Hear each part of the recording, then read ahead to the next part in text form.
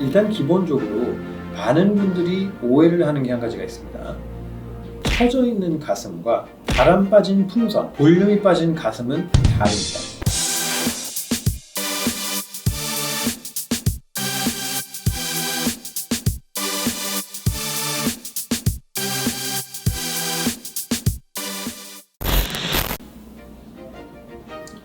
안녕하세요. 아시아에서 환자를 최우선적으로 생각하는 성형외과 전문의 김한조라고 합니다. 오늘은 몇 가지 또 댓글에 달렸던 질문들에 대한 Q&A 시간을 가지도록 하겠습니다. 가슴 수술하고 나서 임신을 했을 때 가슴이 처지거나 모양 변화에 대한 질문들이 있었는데요. 가슴 수술을 하고 나서 임신을 해도 가슴은 커질 수 있습니다. 그래서 좀 더 불편하고 갑갑할 수는 있어요. 예를 들어서 원래 민자 가슴이었다. 수술해서 한 B컵 정도가 된다. 그런데 임신을 했다. 그럼 C나 D컵이 될 수도 있겠죠. 어쨌든 임신이 끝나면 다시 가라앉게 돼 있습니다.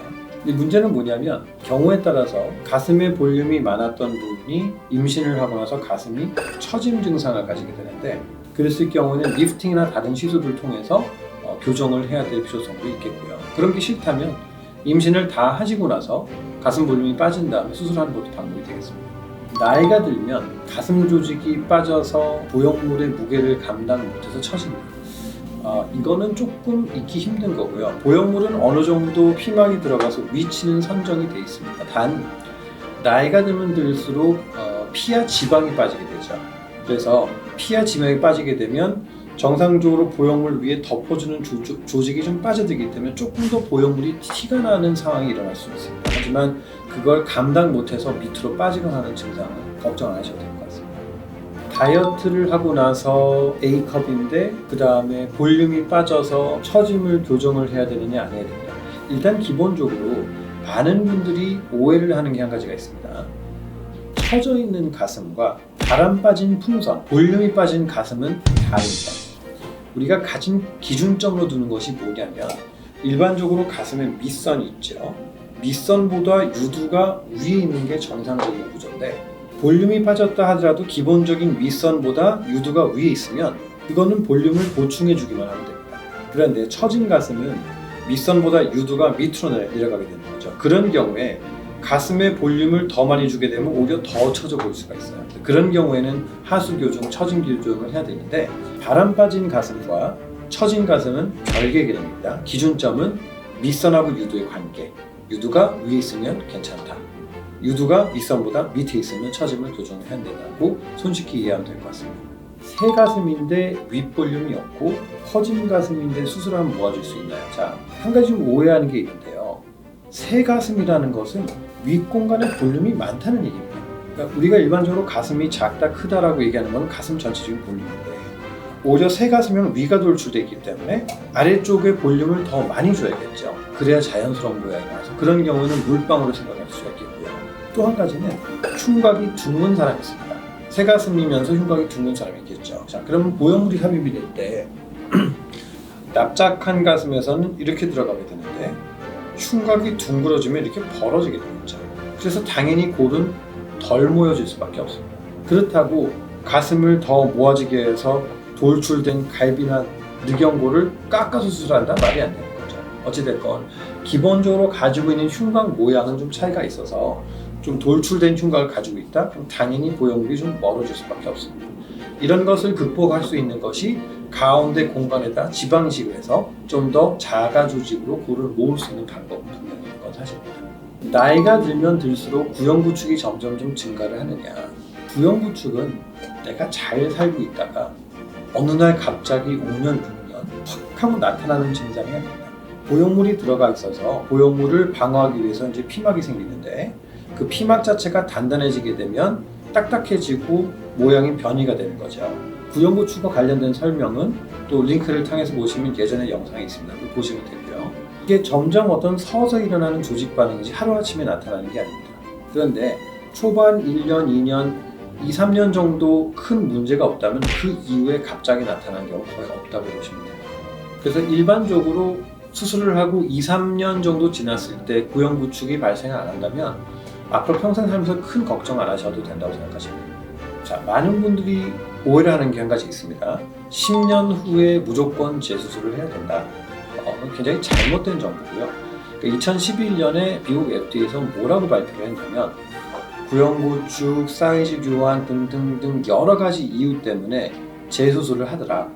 그래서 그 통계를 내보니까 통계적으로 보형물을 교체하는 게 10년 주기가 되더라라고 발표를 한 겁니다. 가슴 보형물을 넣고 나서 어떤 보형물의 문제, 내 몸의 문제 때문에 보형물이 터져서 교체를 하는 게 며칠 만에 나타날 수도 있고요. 평생 아무 문제 없이 갈 수도 있는 것도 사실입니다. 그래서 미국 FDA 권장사항은 수술 후 3년 후에 보형물 파손 여부를 체크해 주는 것을 권장사항으로 하고 있고, 그 이후에는 2년에 한 번씩 꾸준히 체크하는 것이 권장사항입니다. 저희 병원에서도 꾸준히 초음파로 검사를 하고 있고요. 그렇게 하셨을 때 보형물 자체에 파손이 없다면 반영구적으로 간다고 생각하시면 되겠습니다. 이 스무드와 텍스처드에 대해서, 구형구축에 대해서 제가 설명을 했음에도 불구하고 계속 지속적으로 나오는 질문이 되겠는데요. 근육 위로 했을 때는 스무드가 텍스처드보다 구형구축이 일부 더 높게 나온다고 논문으로는 알려져 있고, 근육 밑으로 했을 때는 스무드나 텍스처드나 동일한 확률로 나타납니다. 그 이유는 뭐냐? 기본적으로 비임상적인 감염과 이제 피가 차는 거게 되겠죠. 결국은 다 비임상적인 감염과 연관이 되는데, 근육 밑으로 했을 때는 혈류가 굉장히 많은 부위에 보형물이 삽입이 되게 되는 겁니다. 그래서 보형물에 텍스처드나 스무드나 일부 박테리아 껴 들어갔을 때 그 근육이 많은 피가 공급되는 조직에서 박테리아 균수를 다 먹어서 없애버리게 되죠. 그래서 근육 밑으로 했을 때는 동일한 확률로 나타난다.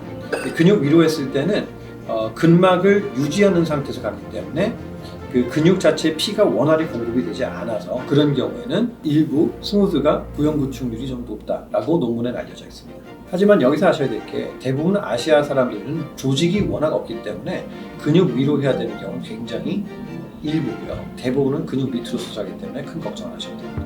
근막 하로 수술했을 때는 가슴 엑스레이 찍을 때 암이 발견되지 않는다고 하는데 사실일까요?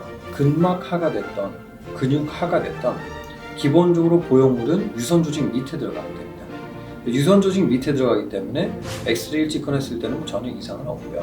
최근에 나온 논문들을 보면 오히려 보형물이 유방 조직을 밀어주면서 암 발견율이 더 높아진다는 논문들이 있습니다. 그래서 암을 발견하는 거와 아닌 것은 가슴 수술하는 거랑 큰 관계가 없는 것으로 통계적으로 나와 있습니다. 수면 마취가 가슴 수술할 때 위험할 수 있느냐? 어떠한 상황에서든 환자가 움직이게 되면 당연히 위험할 수가 있겠죠. 그래서 그 수면 마취 하에서 환자가 안 움직이게끔 약 용량도 조절하고, 그 다음에 가능하면 통증이 굉장히 적은 위치로 박리하는 것이 굉장히 중요한 테크닉이 되겠습니다. 그래서 30분 퀵가슴이라는 수술 자체도 그렇게 최적으로 신경들과 혈관을 피해갈 수 있는 박리를 통해서 통증을 적게 하는 방법이 되겠고요. 여태까지 제가 수천 명의 환자들을 수술하면서 그게 문제가 돼서 위험했던 적은 저는 여태까지 한 번도 없습니다. 오늘도 또 후기에 달린 댓글에 대한 답변을 드렸는데요. 궁금증이 좀 해결됐는지 모르겠네요. 앞으로도 계속 성실히 답변을 달고 Q&A 세션을 통해서 여러분들이 궁금한 점에서 해결하도록 노력하겠습니다. 감사합니다.